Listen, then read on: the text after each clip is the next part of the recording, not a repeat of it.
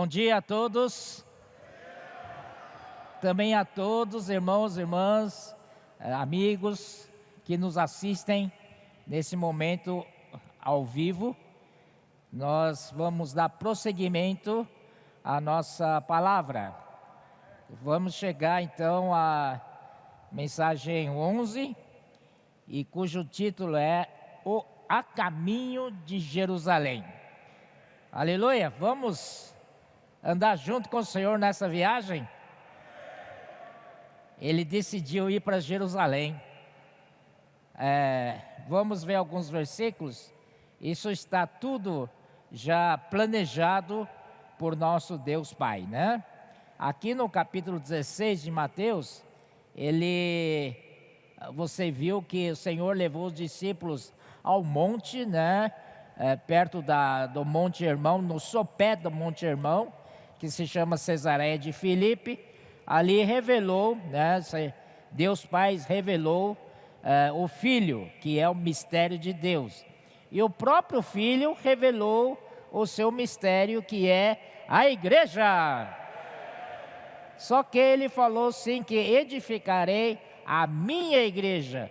E isso quer dizer que ele precisa de uma igreja edificada para fazer frente ao inimigo, né? Ele precisa de uma igreja edificada, e ele vai fazer isso. Entretanto, para ele puder dar andamento a este plano, tem algumas etapas que ele precisa passar. Está então no versículo 21, logo após dessa revelação, ele diz assim: desde esse tempo começou Jesus Cristo a mostrar a seus discípulos que era necessário seguir para Jerusalém. Bom, então o Senhor era necessário seguir para Jerusalém. Até então, ele estava na região da Galileia. Vocês se lembram disso, né? Ele era conhecido por Nazareno, Jesus ou Nazareno, porque vivia em Nazaré. Nazaré já era meia região de Galileia. Depois ele mudou, né, para Cafarnaum, e ali estabeleceu sua casa, e ali onde afluiu muita gente, ele também trabalhava nas regiões. Ali foi uma vez, cruzou o Rio Jordão, o Mar da Galileia, e foi até a região de Decápolis. Então, de qualquer jeito, ele trabalhava naquela região. Mas agora é chegada a hora de ir para Jerusalém. Agora, por quê?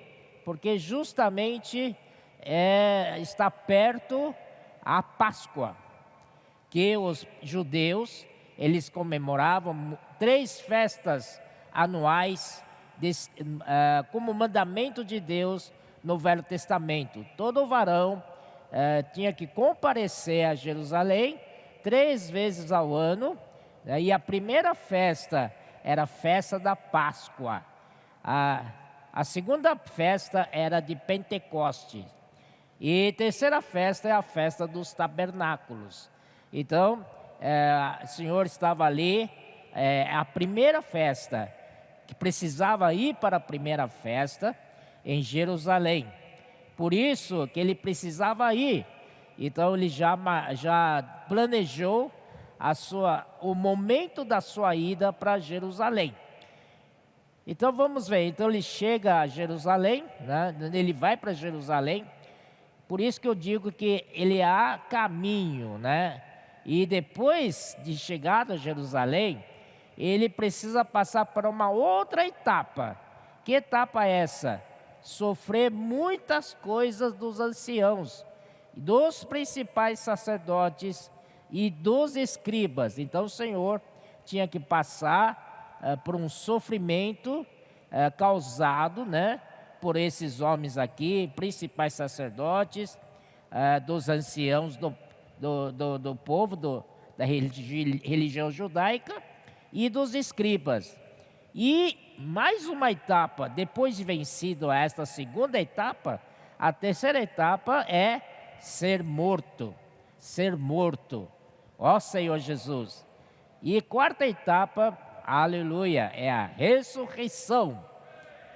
E ser ressuscitado no terceiro dia.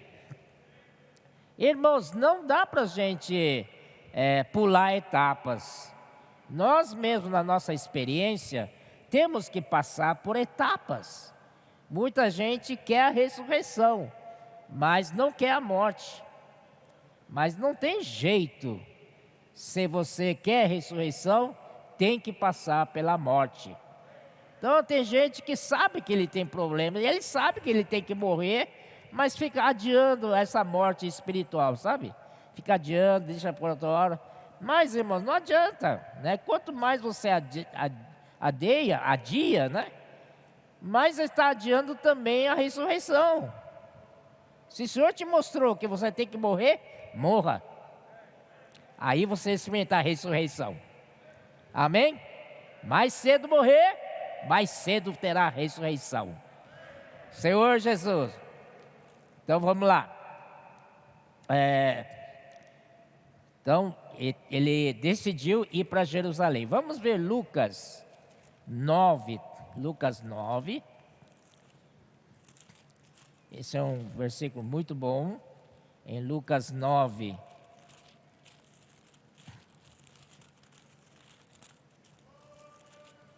Amém?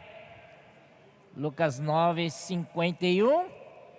Ele diz assim, ó, que versículo importante, hein? Ele falou assim, e aconteceu que ao se completarem os dias em que devia ele ser assunto ao céu, manifestou no semblante a intrépida resolução de ir para Jerusalém. A intrépida resolução de ir para Jerusalém. Isso daí é tremendo. O Senhor Jesus estava focado, né, no cumprimento da missão que o Senhor deu para ele. Ele tinha essa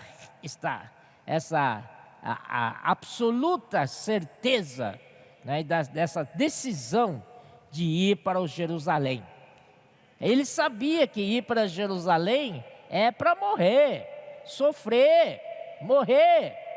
Mas, mesmo assim, para concluir o plano de Deus, ele enfrentou, né, a ida para Jerusalém. Ele não desistiu, não adiou, né? Desculpe que nós somos brasileiros, porque eu sou brasileiro também, né? A gente gosta de adiar, né? Deixa para amanhã.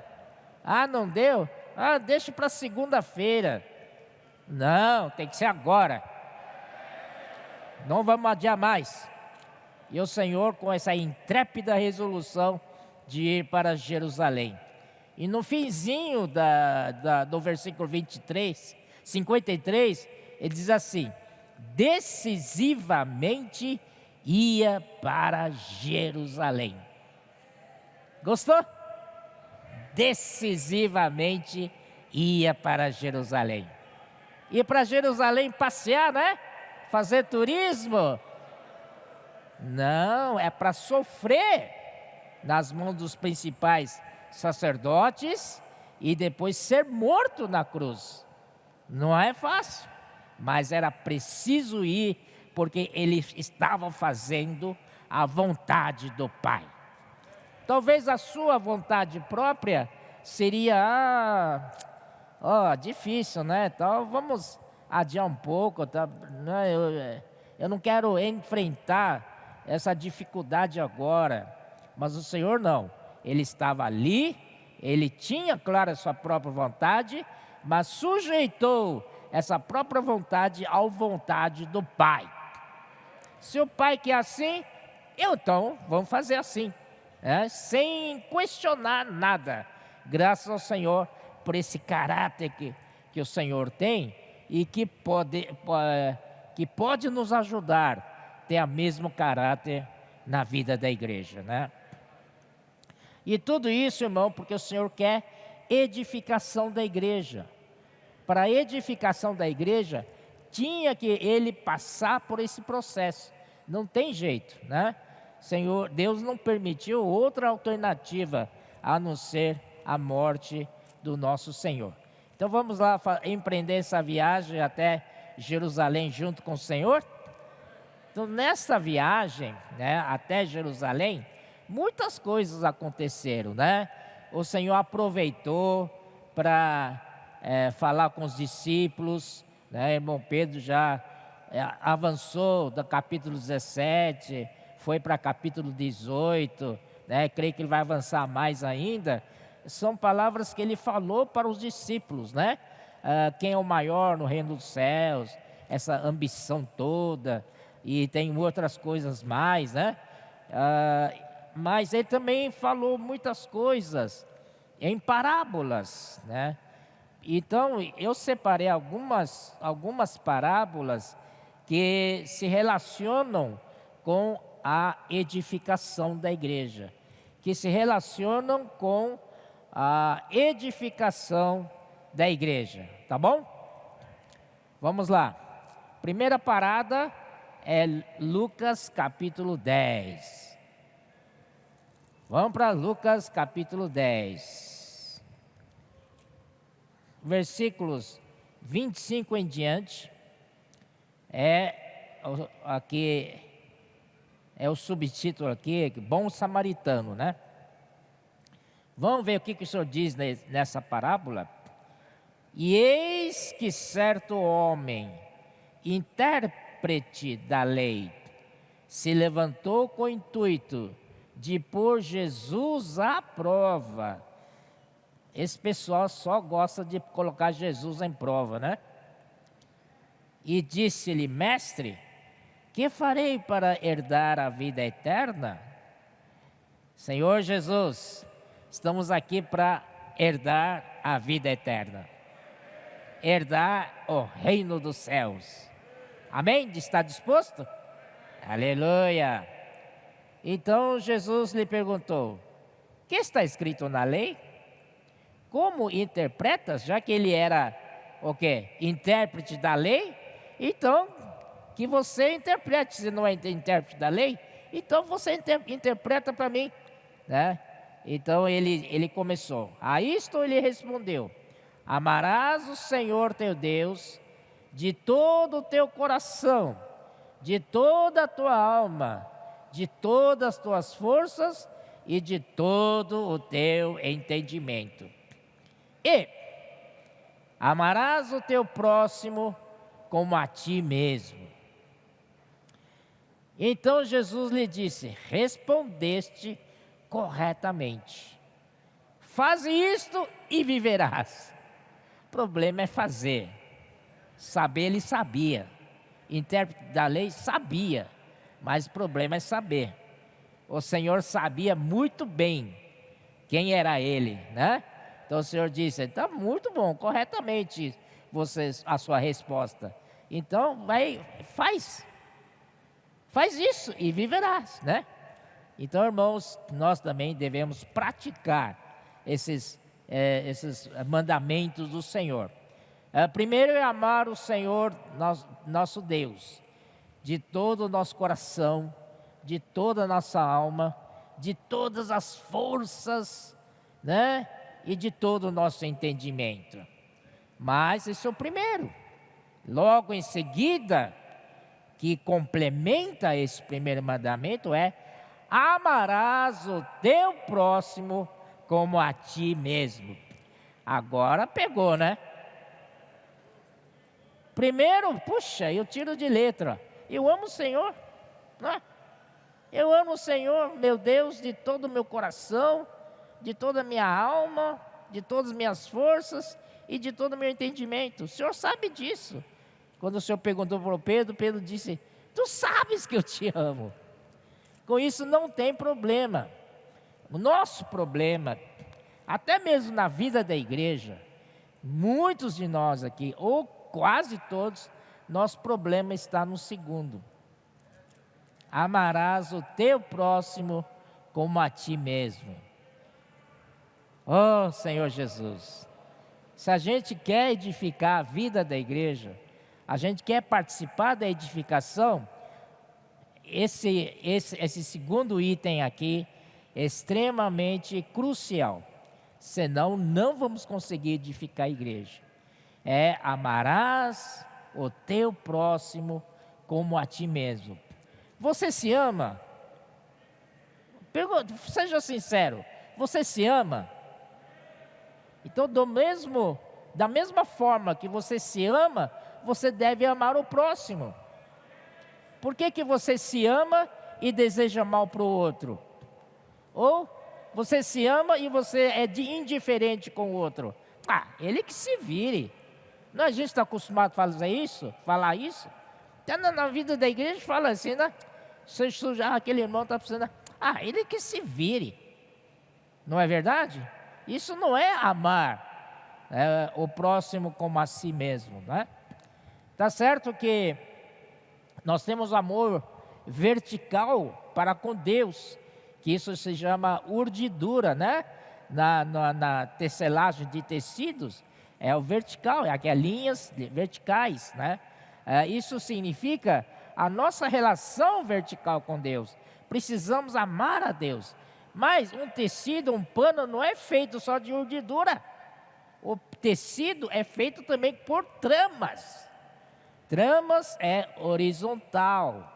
Então, quando você tem urdidura e tramas, assim você vai ter um tecido. Amém? Assim você vai ter a edificação da igreja. Portanto, irmãos, é extremamente importante nós sabermos usar o trama, costurar a trama, que é amar os nosso próximo, nossos irmãos, tá? Então, muitas vezes, né, eu vejo muitos irmãos, irmãs principalmente, amam ao Senhor demais, né? Fecham no seu quartinho ali, tá ali orando, tal, e é excelente comunhão com Deus, né? Sai de lá feliz, né? Mas tem dificuldade de amar os outros. Como é que pode? Na vida da igreja, se você entra no seu quarto e ora ao Senhor, você se enche da glória de Deus, né? Seu rosto sai até brilhando de lá. O próximo passo é você estar cheio de amor pelos irmãos, pelos seus próximos, certo? Ó Senhor Jesus. Então, irmãos, essa é uma advertência para nós mesmos. Tá bom, irmãos? Vamos mudar nossa maneira de ver? Esse é o ponto, irmão. Temos que amar o nosso próximo como a nós mesmos, né? Por isso, quero falar de novo do SEAP.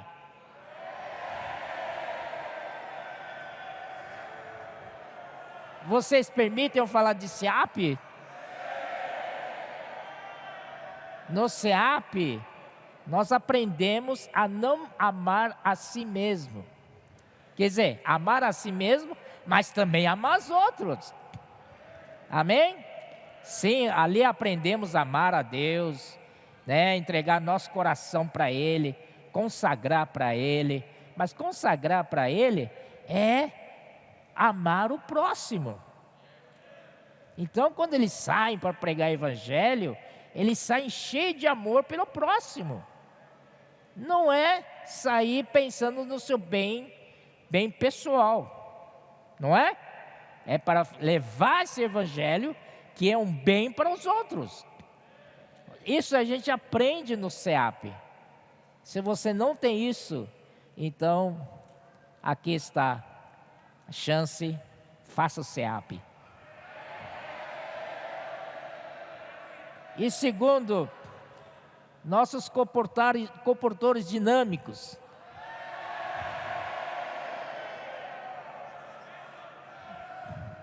Eles saem às ruas todos os dias como um profissional, né? Tem que cumprir horário ali e tal, atingir a meta. Quanto mais chega perto da meta, é melhor, porque mais pessoas ele vai contratar. Mas eles não fazem isso por interesse próprio. Eles fazem isso porque amam a Deus. Anteontem, irmão Pedro falou que Deus, Ele é a fonte do amor. Ele é doador do amor. E nós todos somos receptores desse amor. É, não é? Mas quando nós encontramos o próximo, nós passamos esse amor que nós recebemos para eles. Aí nós passamos a ser doadores do amor também. Estão entendendo? Vou parafrasear irmão Pedro, hein? Estão entendendo? Você entendeu o que eu estou falando? Tá, então, irmãos, nossa relação é de amor ao Senhor e amar o próximo. Os comportores fazem isso porque eles têm amor emanado do Senhor no seu interior. Por isso que eles passam esse amor para as pessoas que eles contatam. Ó Senhor Jesus, amarás o teu próximo como a ti mesmo. Aí, vamos prosseguir, amém.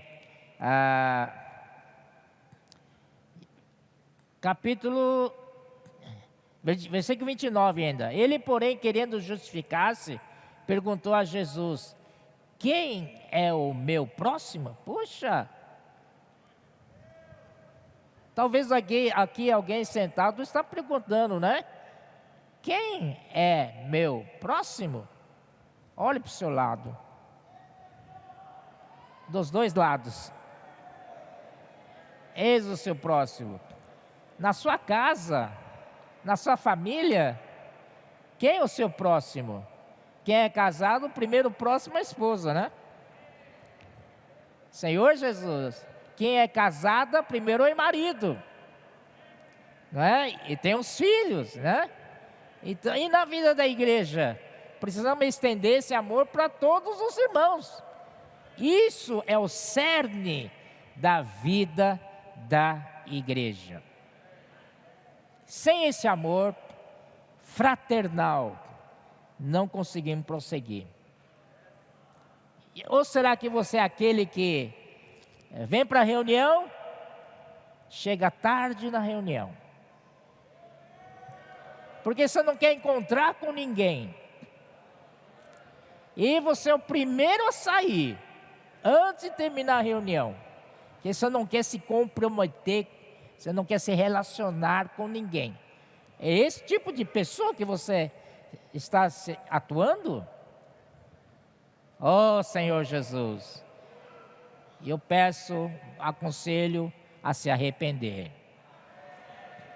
Isso não é vida da igreja. Vida da igreja é se envolver. Vida da igreja é se comprometer. Oh Senhor Jesus, amém? Espero que daqui à frente haja uma mudança na nossa vida da igreja. Vida da igreja é reuniões, vida da igreja é vida familiar, vida da igreja também é nosso aspecto social, no nosso trabalho, na nossa profissão, em todo lugar. Precisamos viver a vida da igreja. Isso é para a edificação que tanto nosso Senhor deseja. Aí, irmãos, versículo 10, o Senhor começa a explicar para ele quem é o seu próximo. Jesus prosseguiu dizendo: certo homem descia de Jerusalém para Jericó e veio a cair em mãos de salteadores, os quais, depois de tudo lhe roubarem e lhe causarem muitos ferimentos, retiraram-se, deixando-o semi-morto.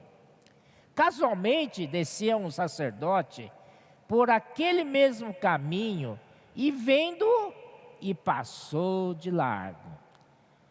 Semelhantemente, um levita descia por aquele caminho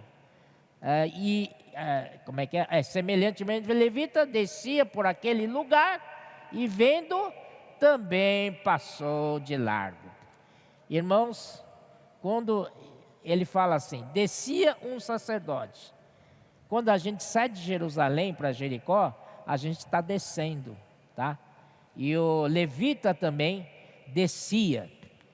Então, significa que tanto o sacerdote como o levita desciam de Jerusalém, saíam de Jerusalém. Então, esses sacerdotes e levitas, né? Eles são da religião judaica, são religiosos, né? Então, o Senhor aqui quer mostrar que, às vezes, coisa está tão formal que está frio o negócio. O relacionamento, né, entre eles e os cuidados por eles está muito frio. O frio a ponto que ele tem função de sacerdote, de ajudar os outros, e ele passou de largo. Você acredita nisso? E depois o levita também, supostamente aquele que é servo de Deus, aquele que serve a Deus e tal, também serve os homens, serve o povo de Deus, mas também passou de largo. Ninguém se preocupou com este homem semi-morto. Aí, irmãos, graças a Deus, certo samaritano. Esse samaritano quer dizer que ele é natural de Samaria. E Samaria sempre foi desprezado pelos judeus.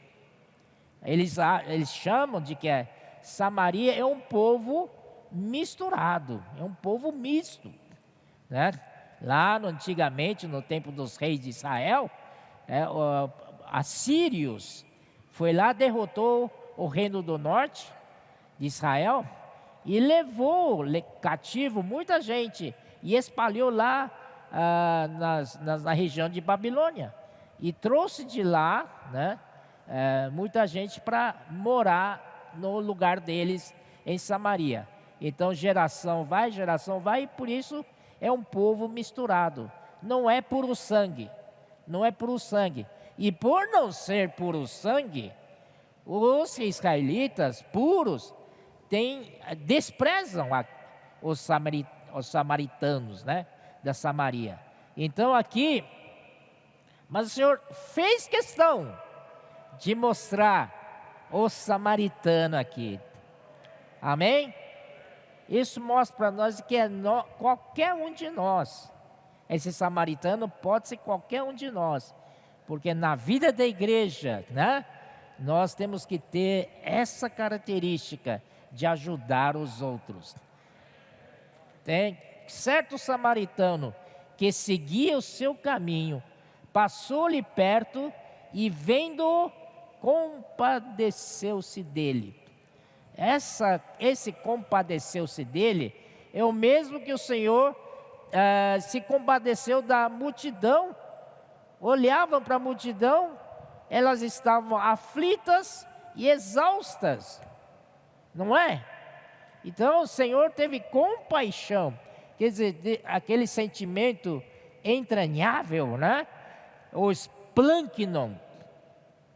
Esse sentimento eterno, de eterna misericórdia. Então o Senhor moveu-se por ele, o samaritano que se moveu por esse sentimento. Precisamos ter o mesmo sentimento. Passou-lhe perto e compadeceu-se dele, e chegando-se, pensou-lhe os ferimentos, e aplicando-lhes óleo e vinho, e colocando-o sobre o seu próprio animal, levou-o para uma hospedaria e tratou dele. Irmãos, essa hospedaria, amém, respondeste corretamente. A igreja, ou melhor, a vida da igreja. Oh Senhor Jesus. Irmãos, quero dizer mais uma vez, os nossos comportores dinâmicos né, na rua, contatam pessoas, posso orar por você. E quando eles abrem a boca para orar, as pessoas geralmente se emocionam, derramam lágrimas, muito sentido. Então, às vezes tem problemas, muitas vezes problemas. Aí o comportor pergunta: você quer ser cuidado? Ela diz imediatamente: sim, eu quero ser cuidado. Aí então o comportor manda para o central de acolhimento, para a rede de cuidado. Amém? Eles estão mandando para a hospedaria. Então, nós que somos aqui da hospedaria, nós temos que estar preparados para receber essas pessoas que vêm muito machucados. É, não é? Senhor Jesus levou-o para uma hospedaria e tratou dele. A vida da igreja também cura. Oh, Senhor Jesus. Então aqui, irmãos, é importante ter esse rede de cuidados. Amém? Oh, Senhor Jesus, vamos cuidar das pessoas. No dia seguinte, tirou 2 denários e os entregou ao hospedeiro, dizendo: cuida deste homem, e se alguma coisa gastares a mais, eu te indenizarei quando voltar. Aqui é profético, tá? Então, esse samaritano deu os 2 denários para o hospedeiro. E esse hospedeiro pode ser você, pode ser eu, pode ser ela, pode ser ele. A todos nós, o Senhor deu 2 denários. Quer dizer, nós temos capacidade e responsabilidade de cuidar das pessoas. Senão, porque o Senhor nos daria 2 denários? Para a gente comprar balas e doces? Não, é para cuidar dos outros. Esses 2 denários são os dons que o Senhor nos der. São os talentos que o Senhor nos distribuiu. Amém? Para cuidar dos outros. Então aqui, e esse samaritano tipifica nosso Senhor Jesus. O próprio Senhor Jesus aqui. Então ele distribuiu esses 2 denários para o hospedeiro. Você é hospedeiro? É ou não é hospedeiro? Você está cuidando de alguém? Então o Senhor te deu 2 denários. Para você cuidar dele. E ainda mais, ele disse: cuida deste homem. E se alguma coisa gastares a mais, eu te indenizarei quando voltar. É ou não é o Senhor Jesus? O Senhor Jesus deu os 2 denários para cada um de nós, né? E ele, hoje é espírito. Ele, como se fosse, ele está ausente de nós. E partiu. Agora chegou a nossa vez. Chegou a vez da igreja assumir o papel que o Senhor vinha fazendo. Assumir o papel do samaritano, de cuidar das pessoas. Senhor Jesus, e o Senhor disse para o hospedeiro: se você alguma coisa gastares a mais, eu te indenizarei quando voltar. Esse voltar é a segunda vinda de Cristo. É ou não é? Quando o Senhor voltar, o Senhor vai nos recompensar. Aí vamos herdar o reino de Deus. Tá certo, irmãos? Oh, Senhor Jesus, é bom demais, né? Aleluia. Aí, continuando, 36. Qual desses 3 te parece ter sido o próximo do homem que caiu nas mãos dos salteadores? O Senhor fez a pergunta para intérprete da lei. Aí ele respondeu-lhe, o intérprete da lei: o que usou de misericórdia para com ele? Então lhe disse: vai e procede tu de igual modo. Está me ouvindo vocês? Você é o tu, tá bom? O Senhor fala para você, vai e procede tu, de igual modo. Amém? Cuidar das pessoas. A vida da igreja é cuidar das pessoas. Precisamos ter, como o irmão Pedro disse, saber como nos relacionar, né? E como cuidar uns dos outros.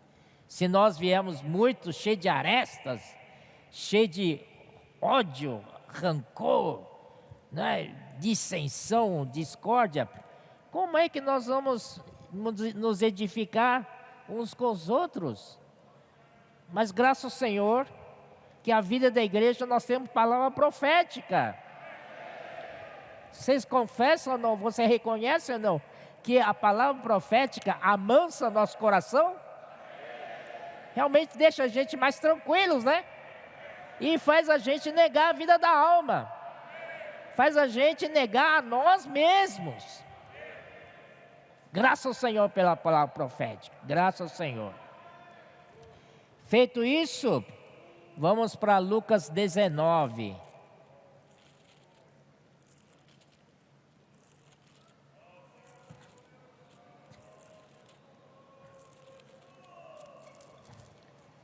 Lucas 19, 11.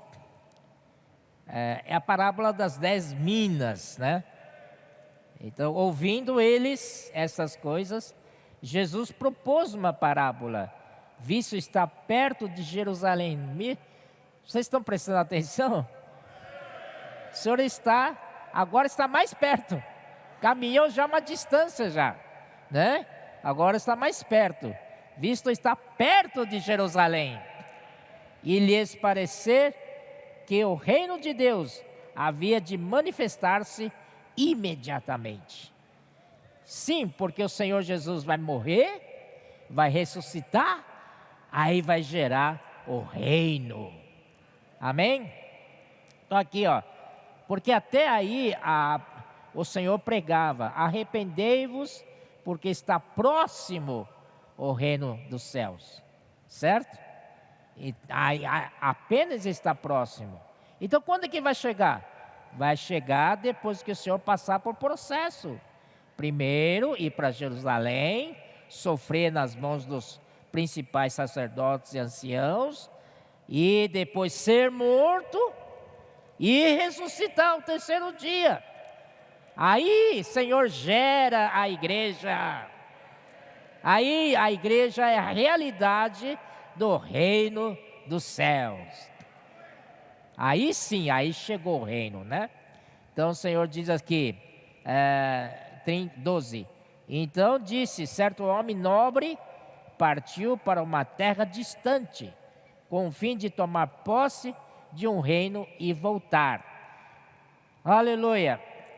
Esse homem nobre, quem é? Muito claramente é o nosso Cristo, nosso Senhor Jesus. Ele partiu significa que ele morreu na cruz, né? Para uma terra distante, está ausente, né? Mas com o fim de tomar posse de um reino e voltar. Quer dizer, ele vai e vai voltar.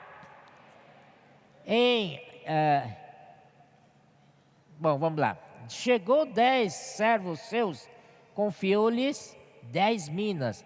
Enquanto ele está lá, né, para receber seu reino, tomar posse do reino, ele então confiou seus bens para seus servos. Esses servos aqui, se tratando de todos nós. O Senhor já foi embora. Então, o Senhor agora é o Espírito. Não nos deixou abandonado. Ele deixou o Espírito com a gente. Mas chegou a nossa vez de negociar os bens do Senhor. Amém? Seja pregando o Evangelho, né?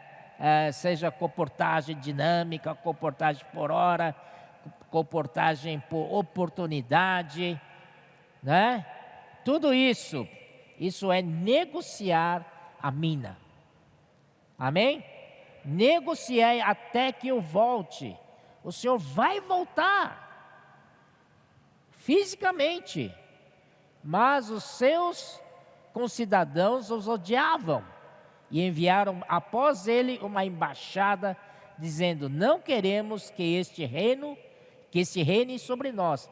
Isso daqui falando a respeito da religião judaica naquela época, que rejeitaram o Senhor, não queriam que o Senhor reinasse sobre eles. Aí quando ele voltou, o Senhor voltou, aleluia, depois de haver tomado posse do reino, mandou chamar os servos a quem deram dinheiro, a fim de saber que negócio cada um teria conseguido. Compareceu primeiro e disse: Senhor, a tua mina rendeu 10. Respondeu-lhe o Senhor: muito bom, servo bom, porque foste fiel no pouco, terás autoridade sobre 10 cidades. Ó Senhor Jesus. Respondeu-lhe o Senhor: muito bom, servo bom, porque foste fiel no pouco, terás autoridade sobre 10 cidades. Veio o segundo dizendo: Senhor, a tua mina rendeu 5. A este disse: terás autoridade sobre 5 cidades. Veio então o outro dizendo: eis aqui, Senhor, a tua mina, que eu guardei embrulhado num lenço, pois tive medo de ti, que és homem rigoroso, tiras o que não puseste e ceifas o que não semeaste. Respondeu-lhe o Senhor: servo mau, por tua própria boca te condenarei. Sabias que eu sou homem rigoroso, que tiro o que não pus e ceifo o que não semeei? Por que não puseste o meu dinheiro no banco? E então, na minha vinda, o receberia com juros. Você sabe que o banco toma seu dinheiro, mas paga pequenininho para você. Aí o banco empresta para o outro e cobra juros desse tamanho. Então, se você não sabe negociar essas minas, pelo menos entrega para o banco. Ele vai me dar caderneta de poupança, com pouco, mas vai me dar. Não é verdade? E esse banco, Senhor, irmãos, é a vida da igreja. Quando os irmãos falam assim: nós temos Avança Jovem, neste sábado, temos Fábrica de Vencedores. Irmãos, na verdade, isso daí não é só para jovens. Sim, é para jovens de 8 a 80 anos. Amém? Aproveite. Se você não sabe negociar, vai com eles. Não é verdade? Você está fazendo parte, você está investindo em alguma coisa. Está investindo as minas. Senhor Jesus. Então, antigamente, hoje, esquece antigamente. Vamos falar de hoje. Hoje a pregação do Evangelho não se tornou tão fácil. Confessa aí, vai. É tão simples. Qualquer lugar você pode dizer: posso orar por você? Meu Deus, que facilidade. No meu tempo, você tem que pegar o livrinho. Olha, você conhece o mistério da vida humana? E tal, discorrer o primeiro gráfico aqui e tal. Irmãos, hoje não precisa nada disso. O Senhor facilitou as coisas para nós. Principalmente eu que sou de um talento. Isso para estimular os que se sentem de um talento. Hoje é a nossa vez. Hoje um talento é a nossa vez. Nunca foi tão fácil você negociar seu talento. Vamos aproveitar? Irmão Cícero não está aí, né?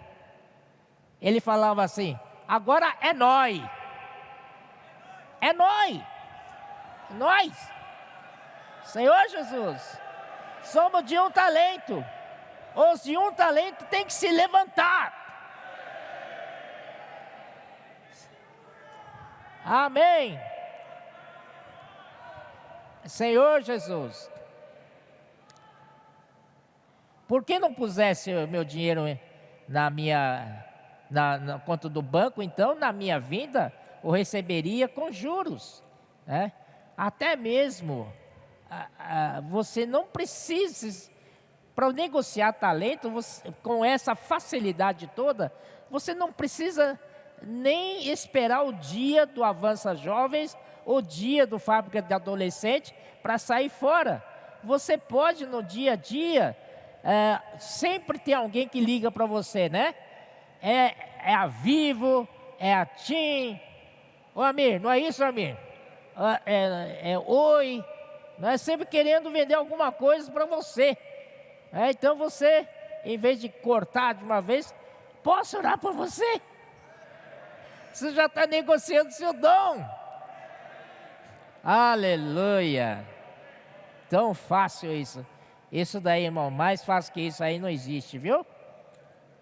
Aleluia. Então aí, tirai-lhe, o Senhor falou, disse aos que o assistiam, tirai-lhe a mina e dai-a ao que tem as 10, né? O Senhor lhe dá. Alguns ponderarão: Senhor, ele já tem 10, pois eu vos declaro, a todo que tem, dar-se-lhe-á, mas ao que não tem, o que tem lhe será tirado. Irmãos, não vamos deixar que tire de nós. Vamos negociar. Hoje está tão fácil. Amém? Ó Senhor Jesus.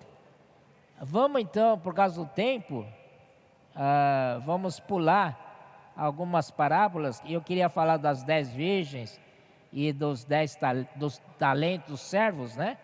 Mas é semelhante a esse aqui de Minas, né?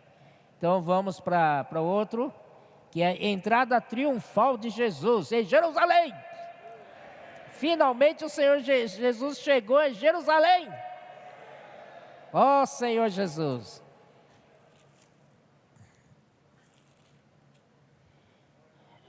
Mateus 21, 23 a 27.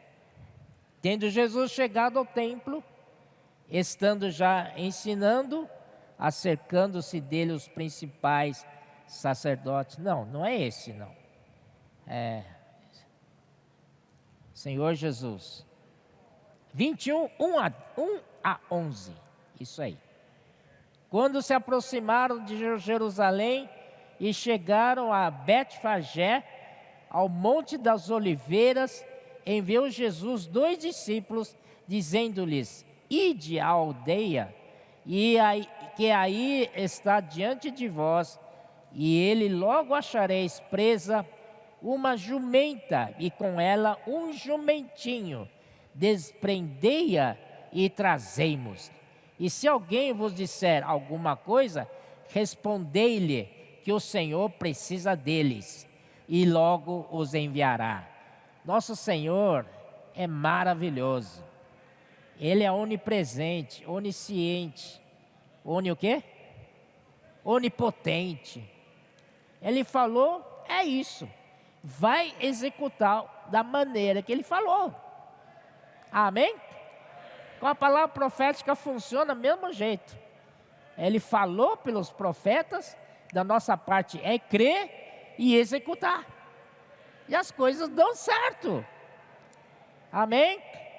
O Senhor falou e logo os enviará. Ora, isso aconteceu para se cumprir o que foi dito por intermédio do profeta.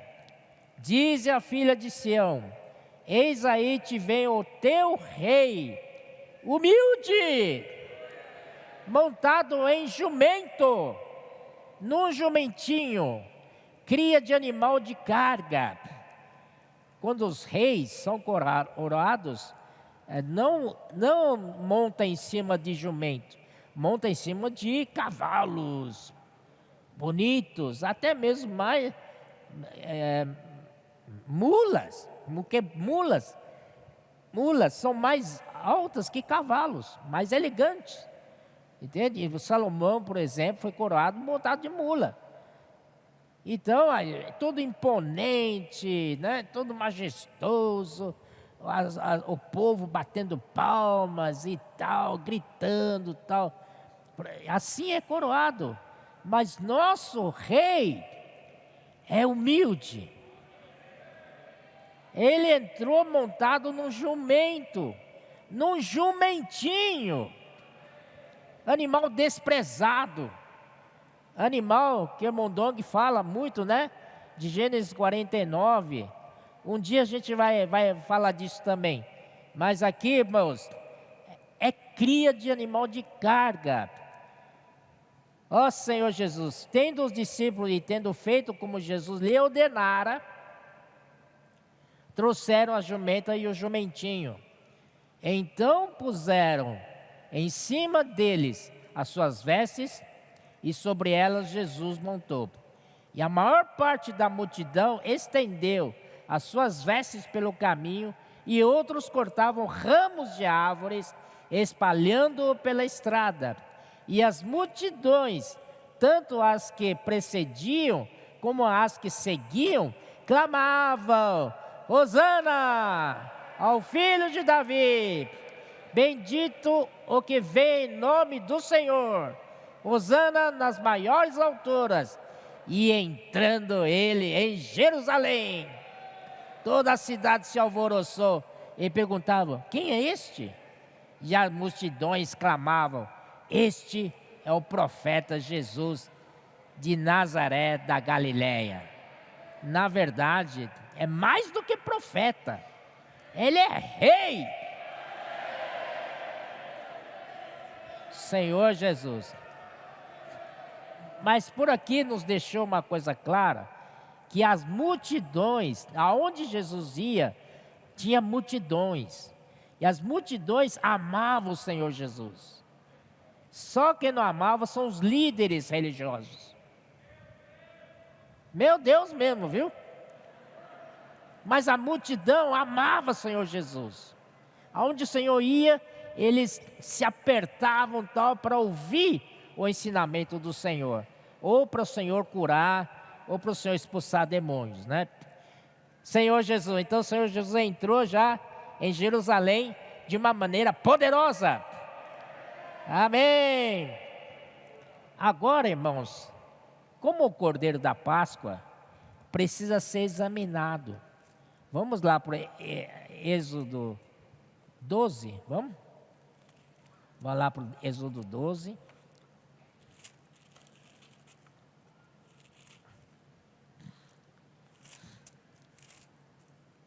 Êxodo 12, né, a partir do versículo 1, ele diz assim: disse o Senhor a Moisés e a Arão na terra do Egito: este mês vos será o principal dos meses, será o primeiro mês do ano. Falai a toda a congregação de Israel, dizendo: aos 10 deste mês, ou seja, dia 10 do primeiro mês, cada um tomará para si um cordeiro, segundo a casa dos pais, um cordeiro para cada família. Mas se a família for pequena para um cordeiro, então convidará seu vizinho, tal, isso vocês já sabem, né? Mas vamos para versículo 5, para adiantar um pouco. O cordeiro será sem defeito, macho de 1 ano, podereis tomar um cordeiro ou um cabrito, e o guardareis até 14º dia deste mês. E todo o ajuntamento da congregação de Israel o imolará no crepúsculo da tarde. Então, Ele então começa no dia 1º do mês, o começo da Páscoa. Mas o cordeiro tinha que ser sem defeito e ser imolado no 14º dia. Então tem que guardar esse cordeiro por 4 dias. Para quê? Para ser examinado. Esse cordeiro tem que ser examinado de todos os lados para não ter nenhum defeito. Se tiver alguma mancha na pele, nem que seja pequeno, esse aqui já é refugado, já não serve para o cordeiro da Páscoa. Entenderam? Então tinha que ser um cordeiro sem defeito. E o Senhor Jesus, Ele é o cordeiro pascal. Ele é a realidade do cordeiro pascal. Chegou em Jerusalém, antes da sua morte, ele tinha que passar também pelo exame dos principais do povo, né? Então, aqui no capítulo 21 de Mateus, versículo 23, diz assim: primeiro grupo a examinar o Senhor. Versículo 23. Tendo Jesus chegado ao templo, estando já ensinando, acercaram-se dele os principais sacerdotes e os anciãos do povo. Esse é o primeiro grupo que ia examinar o Senhor Jesus, que é o Cordeiro. Com que autoridade fazes estas coisas? E quem te deu essa autoridade? E Jesus lhes respondeu: eu também farei uma pergunta. Se me responderdes, também eu vos direi com que autoridade faço estas coisas. Donde era o batismo de João? Do céu ou dos homens? Olha que pergunta interessante, né? E discorriam entre si: se dissermos do céu, ele nos dirá, então, porque não acreditaste nele. E se dissermos dos homens, é para temer o povo, porque todos consideram João como profeta. Então responderam a Jesus: não sabemos. É mentira, eles sabem, né? E ele, por sua vez, nem eu vos digo com que autoridade faço estas coisas. Amém? Então, o Senhor Jesus foi aprovado, né? Essa primeira turma aqui. Amém? Aí no capítulo 22, 15, é o segundo grupo. Esse grupo agora é os fariseus. Então, retirando-se os fariseus, consultaram entre si como o surpreenderiam em alguma palavra. E enviando-lhe discípulos, juntamente com os herodianos, para fazer-lhe. Olha aqui, o fariseus se juntou com herodianos. Eles são opostos entre si. Fariseus, né, defende uma nação de Israel. E o herodianos é a favor do rei Herodes, que era um estrangeiro. Mas, para ir contra o Senhor, se uniram. Irmãos, isso é política, viu? Isso até hoje é assim. Senhor Jesus, são inimigos, mas para um propósito em comum, eles se juntam, né? E enviaram-lhe tal: mestre, sabemos que és verdadeiro e que ensinas o caminho de Deus de acordo com a verdade. Se te importares com quem quer que seja, porque não olhes a aparência dos homens. Dize-nos, pois, que te parece? É lícito pagar tributo a César ou não? Jesus, porém, conhecendo-lhes a malícia, respondeu: por que me experimentais, hipócritas? Mostrai-me a moeda do tributo. Trouxeram-lhe um denário. E ele lhes disse: de quem é esta efígie e inscrição? Responderam: de César. Então lhes disse: dai, pois, a César o que é de César, e a Deus o que é de Deus. Ouvindo isto, se admiraram e deixando-o, foram-se. Aleluia! O Senhor Jesus também foi aprovado na segunda. Agora vamos para a terceira. 23. Naquele dia aproximaram-se dele alguns saduceus, né? Saduceus são aqueles que não acreditam em ressurreição. Aí não vale nem apenas contar a história deles aqui, porque colocaram uma pergunta tão ridícula para o Senhor, né? Negócio de... deixa para lá, vai. Aí no versículo 29, o Senhor respondeu-lhes: errais não conhecendo as Escrituras, nem o poder de Deus, porque na ressurreição, o Senhor afirma que há ressurreição. Na ressurreição não se dão em casamento, são porém como os anjos do céu. E quanto à ressurreição dos mortos, não tendes lido o que Deus vos declarou? Eu sou Deus de Abraão, o Deus de Isaque e o Deus de Jacó? Deus não é Deus de mortos, e sim de vivos.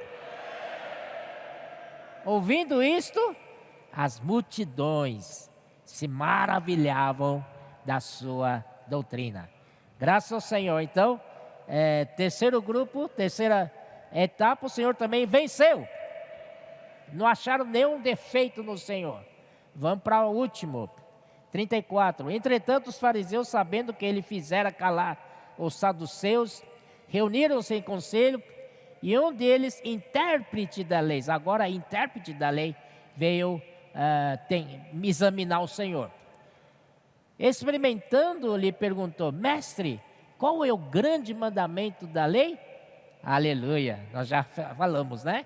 Respondeu-lhe Jesus: amarás o Senhor teu Deus de todo o teu coração, de toda a tua alma e de todo o teu entendimento. Este é o grande e o primeiro mandamento.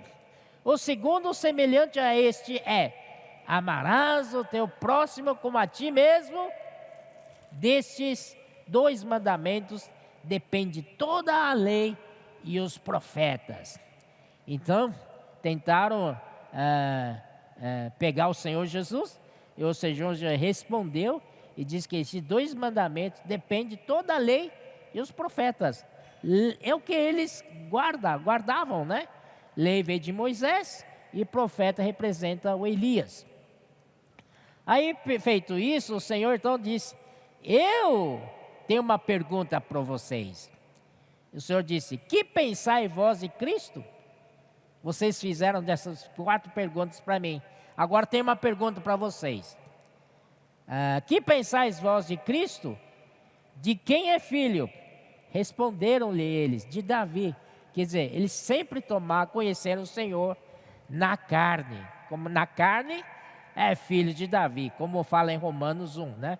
Replicou-lhe Jesus: como, pois, Davi, pelo Espírito, chama-lhe de Senhor, dizendo: disse o Senhor ao meu Senhor: assenta-te à minha direita, até que eu ponha os teus inimigos debaixo dos teus pés? Se Davi, pois, lhe chama Senhor, como ele é seu filho?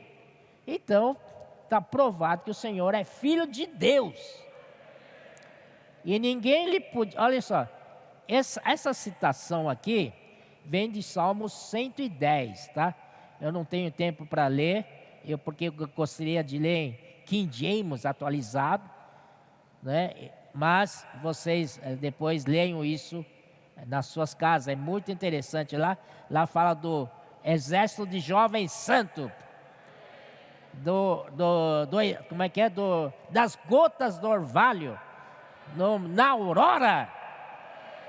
Senhor Jesus, somos vocês jovens. A aurora é a chegada do nosso Senhor Jesus. Então, antes que ele chegue um pouquinho, vai ter um exército formado, jovens santos, para lutar com ele contra as nações. Jesus é o Senhor. Se Deus chama de Senhor, como é ele seu filho? Olha só 46. e ninguém lhe podia responder palavra.